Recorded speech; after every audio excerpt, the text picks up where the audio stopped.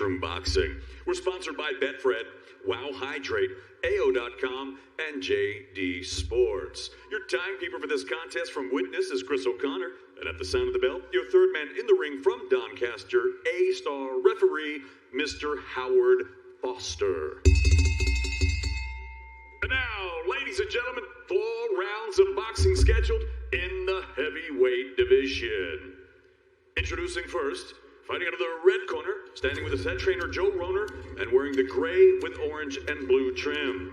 He scaled 19 stone, 2 pounds, 7 ounces. His professional record, 3 wins, 27 defeats, 1 draw, with 1 win coming by way of knockout. He fights out of Swindon. Please welcome Phil Williams.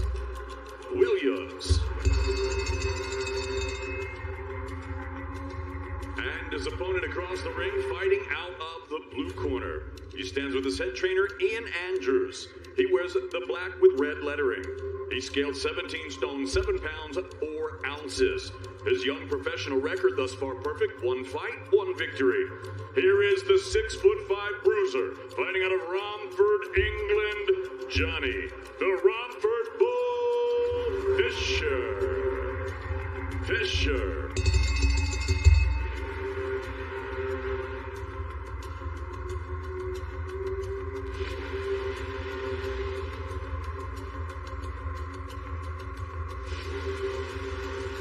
Well, we've already had 1 first-round stoppage tonight. Could we see another one here? Johnny Fisher wanting to build on his win in February when he got rid of Matt Gordon inside a round. Scheduled for 4, and Phil Williams, who's been stopped in his last 2 and comes in 10 pounds heavier than when he was stopped last time out by Cash Ali in December. I'd, of course, had an awful lot of time to prepare for this one. It was arranged late, but as you've already heard the guys say, Johnny Fisher's been in the gym working out with Daniel Dubois. Not sure where Phil Williams has been working out. Nice little body shot there from Fisher. This is all about learning, isn't it, for him, Paul? It's just taking 1 step at a time. It is, and he's not rushing in too much. There's a lot of power in even them jabs. There's no really, touching jab. There's no really feeling out jab. It's a ramrod straight away as soon as he's letting it go. I like the way he's shooting it nice from the hip. Quite tough to do.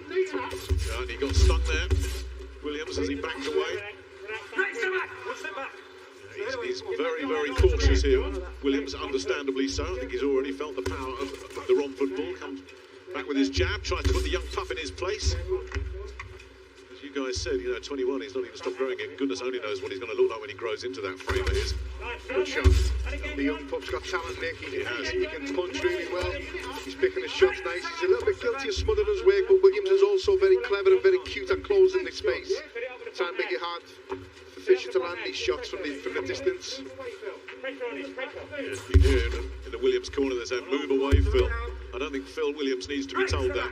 He's doing 1 of 2 things. He's either moving away or he's grabbing hold for all he's worth here, Williams. And that's it. Both of them areas are relatively safe. If you can get too close to a fight or too far away, then it's going to make it difficult for Fisher. But this is part of the learning process for Fisher. He's got to try and judge that distance. He's got to stop Williams from old manning him out of this fight and trying to make it more prolong the inevitable, which will probably be a knockout for Fisher.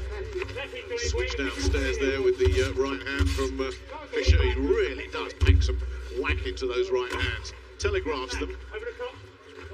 And they're just thudding into that midsection there of Phil Williams, who's just keeping the guard high to try and avoid getting caught with anything, and then just leeching on again for all he's worth here, Williams. It is survival for him, no question about that. I like the look of Fisher's jab when he's throwing it. He throws it really well. I'd like to see more levels with that, both head and to the body as well.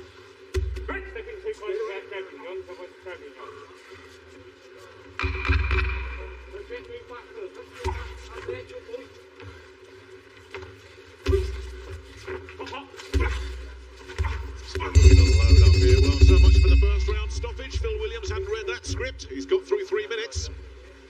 Yeah, I think Johnny Fisher's you know, as we say, the basic talent is there. We'd just like to see it. I think Paul alluded to it too. Just nice feints there. But just touch him to the body, just feint upstairs, stick the jab in hard to the body, and then come over the top with the right hand. But he's got to find a way of unlocking that guard, because once Phil Williams felt that power, he's gone into full retreat mode, and it's very hard to unpick guys like that are in survival mode. You've got to open them up. And he's only going to do that if he can touch downstairs to the body, and even a light touch from him, you're going to feel that with the weight and the force that's behind it. So I think his corner will be telling him that now, and if he can come out and just make those adjustments, I think there's every chance he can get Williams out of there. The thing with journeymen, once they feel your power, is that old saying of they shut up shop, and that's it. Close the business. You've got to then prise them open. You've got to land a few light ones down to the body, or touch to the head, bang hard to the body. It depends, but it becomes then how good you are at opening up them and trying to set the traps as well. Round two then, young Johnny Fisher graduated last summer from the University of Exeter with a history degree. Don't see too many heavyweights with history degrees from a top British university, but here's one of them. There's quite a story. He was working on his dissertation, which was on the Allied bombing of Germany in 1944-45, and he got the call to go and spar with Joe Joyce in Las Vegas, and he said, well, only if I can do a dissertation when I finished in the gym. I mean, that was dedication to both causes. He knew what he wanted very, very early, that he knew that boxing was something he wanted to pursue and pursue at a high level, and that was an opportunity he wasn't going to turn down. He's been sparring with Daniel Dubois for the last few months, and of course Dubois was on the comeback trail himself after losing to Joe Joyce with that awful eye injury. But Dubois is widely accredited by the GB boxing squad to have the best jab on the team, and there are some very, very good jabbers on that team. You speak to Richie Wood or Rob McCracken, they'll all tell you the same thing. And Fisher said, look, it's taken a while to get used to it, but I feel like my jab is starting to match his now. If you're a big solid heavyweight with a good jab, that's going to take you a long, long way when you're as big and strong as Johnny Fisher is. Fisher's learning things here, and I can see a little bit of frustration keeping in to his face, to his body actions, his body language. That's better from him. That's what we need to see. I think I need to see him judging that distance more now. He's getting too close. He's smothered his weight. You can see him now look for the ref to try and break him up. But you can make this easy for yourself here now, Fisher, by judging the distance. See, every time he tries to attack and engage, Williams is stepping in and leaning into him, and he's just going a little bit too close and smothering his own way. That's better. Now take a little step back, wait, then go again. Don't get too close to him. That's where the frustration will come from with Fisher, and I'm starting to see it just keeping a little bit. Got to keep his head about him. Yeah, he so badly wants to land the bingo shot, doesn't he? But Williams is not letting him, as you say. He's either backing up or he's just getting in really close, keeping that guard really high as well. Yeah, he's been bleeding heavy since the first round. Just got a little jab there. It's not something to worry about. A lot of fighters do bleed heavy, but they can still maintain the same pace for the 4-round distance. Yeah, he's just trying to use that right hander as a wrecking ball now at the moment, and that's not going to work. He's going to have to be a little bit cuter than that here against Williams.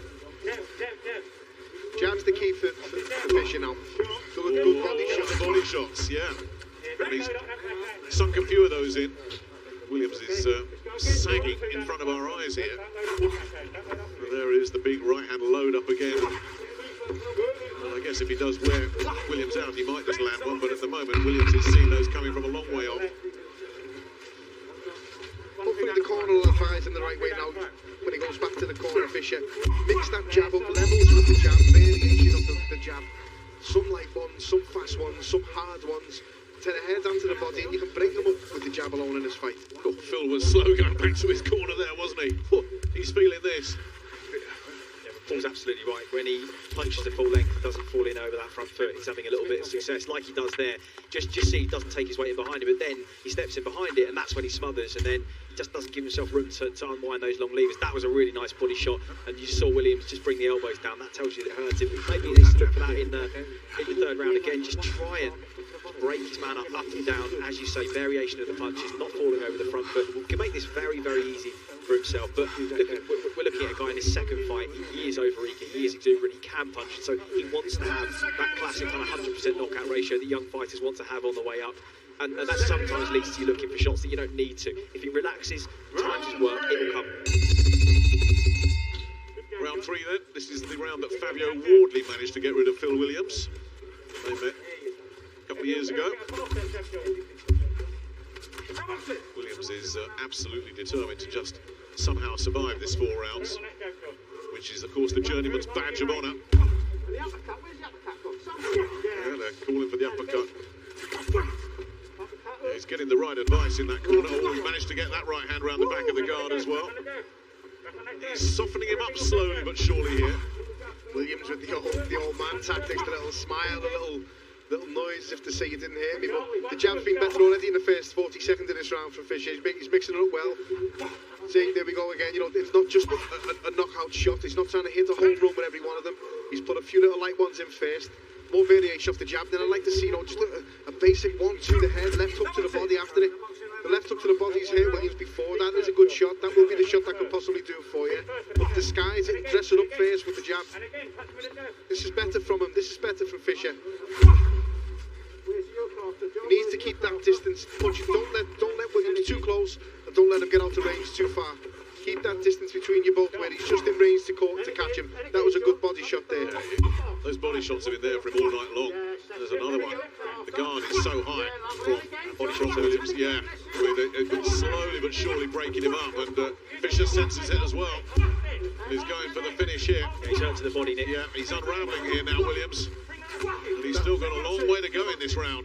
That little shove off what Fisher He does stopped it as well. Howard Foster has said, I've seen enough, and I think Phil Williams is mightily relieved about that, because he was starting to take some heavy punishment and he was blowing hard, and I don't think anybody's going to complain at that stoppage too much.